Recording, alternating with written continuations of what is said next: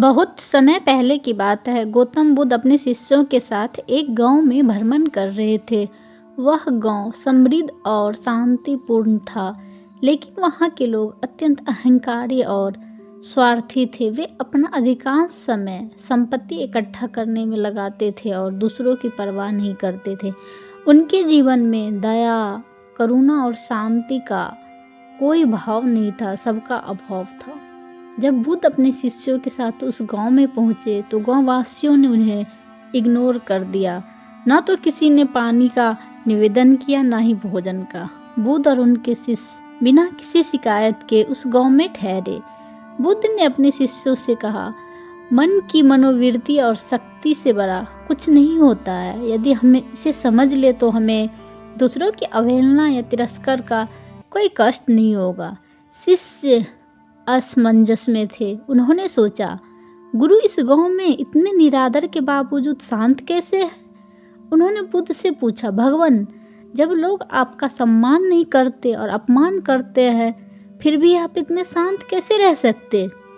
बुद्ध मुस्कुराते हैं और बोले, अगर कोई तुम्हें उपहार देने की कोशिश करता है और तुम उसे लेते नहीं हो तो वह किसका होता है? शिष्यों ने उत्तर दिया, वह उपहार देने वालों का ही होता है। बुद्ध ने कहा, ठीक वैसे ही जब कोई तुम्हारा अपमान करता है या तुम्हारा तिरस्कार करता है और तुम उसे स्वीकार नहीं करते हो तो वो अपमान उसी का होता है जो इसे दे रहा है। यह सुनकर शिष्य ने अपनी मनोवृत्ति और शक्ति को समझा। बुद्ध ने आगे समझाया, हमारा मन ही हमें हमारे अनुभवों का आभास कराता है। यदि हम अपने किसी निगेटिव को स्वीकार कर लेते हैं तो वो हमारे जीवन में प्रवेश कर जाती है। यदि हम उसे प्रवेश करने नहीं देते हैं तो वो हमारे मन और जीवन को प्रभावित नहीं कर सकती। इसके बाद बुद्ध ने उन्हें एक और कहानी सुनाया और कहा, मान लो, कल्पना कर लो कि एक व्यक्ति यात्रा कर रहा है। उसके पास दो बोझ है, एक हल्का और दूसरा भारी। यदि वह व्यक्ति केवल हल्के बोझ को उठाए और भारी को छोड़ दे तो यात्रा आसानी हो जाएगी। हमारा मन भी ठीक वैसे ही है। हम यदि निगेटिव विचारों को और भावनाओं का भारी बोझ उठा दे रखते हैं तो हमारी यात्रा कठिन हो जाएगी। लेकिन केवल पॉजिटिव और शांति के विचारों को स्थान दे तो हमारा जीवन सुखद हो जाएगा।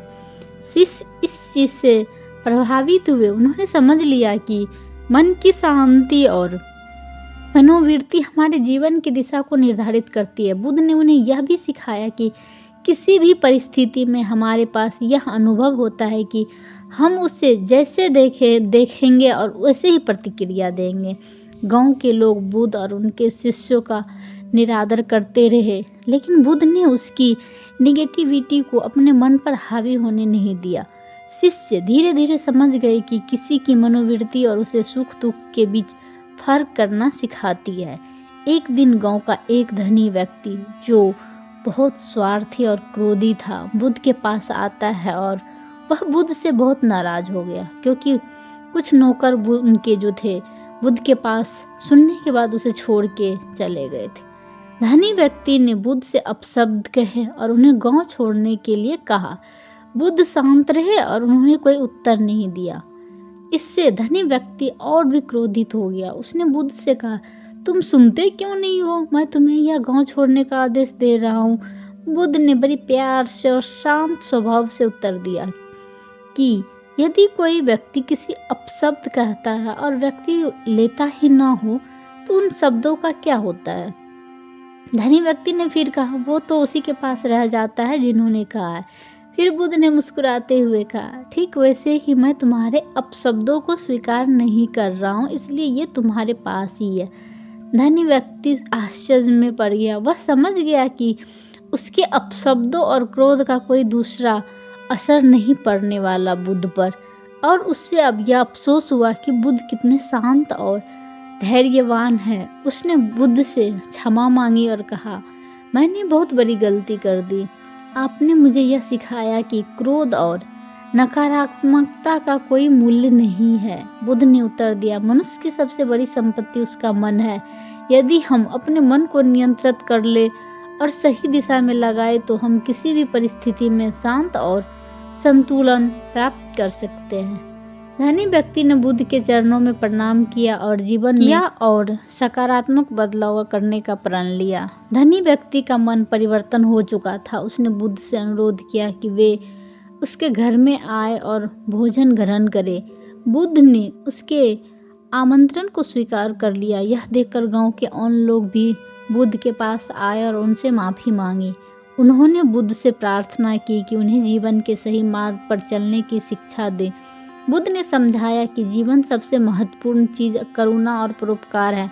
उन्होंने कहा, यदि हम अपने मन में करुणा और दया का स्थान दें तो हम न केवल अपने जीवन को बल्कि दूसरों के जीवन को भी सुखद बना सकते हैं। मन की शक्ति इतनी बड़ी है कि हमें हमारी परिस्थितियों से ऊपर उठने में सक्षम बनाती है। यदि हमारा मन सकारात्मक विचारों और भावनाओं से भरा है तो हमें किसी भी बाहरी स्थिति से भयभीत होने की आवश्यकता नहीं है।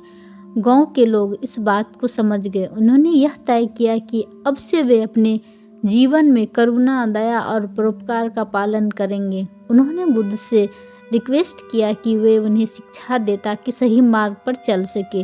बुद्ध ने उन्हें बताया, सभी दुखों का कारण हमारी इच्छाएं और हमारे मन का विचार है। जब हम अपनी इच्छाओं को नियंत्रित कर लेते हैं तो अपने मन को शुद्ध कर लेते हैं तो दुख समाप्त हो जाता है। लेकिन मन को शांत और नियंत्रित रखना ही हमारे धर्म का मार्ग है। बुद्ध के उपदेशों का प्रभाव से धीरे धीरे गांव बदलने लगा।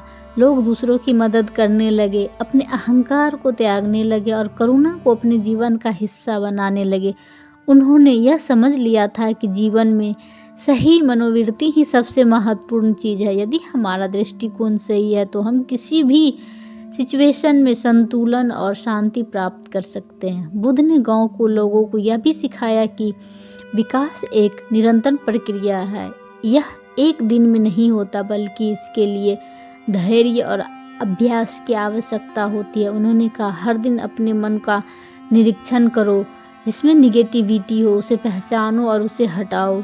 जब यह तुम्हें करने में सक्षम हो जाओगे तभी तुम्हें सच्ची शांति और आनंद प्राप्त होगा। गांव के लोगों ने बुद्ध के उपदेशों का पालन किया और धीरे धीरे उनका जीवन भी शांतिपूर्ण और सुखद हो गया। उन्होंने अपने मन को निगेटिविटी से मुक्त कर लिया, सही मनोवृत्ति का विकास कर लिया। हमारा मन ही हमारे जीवन की दिशा निर्धारित करता है। यदि हम अपनी मनोवृत्ति को पॉजिटिविटी बनाए रखने में उसे नियंत्रित करें तो हम किसी भी परिस्थिति में शांति और संतुलन प्राप्त कर सकते हैं। बुद्ध का यह कहानी और उपदेश हमें यही सिखाते हैं कि हमें दूसरों की निगेटिविटी से प्रभावित होने की आवश्यकता नहीं है।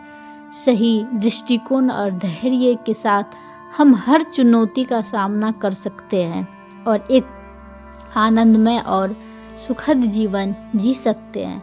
यदि ये कहानी आपको अच्छी लगी तो लाइक, शेयर एंड कमेंट करें। धन्यवाद।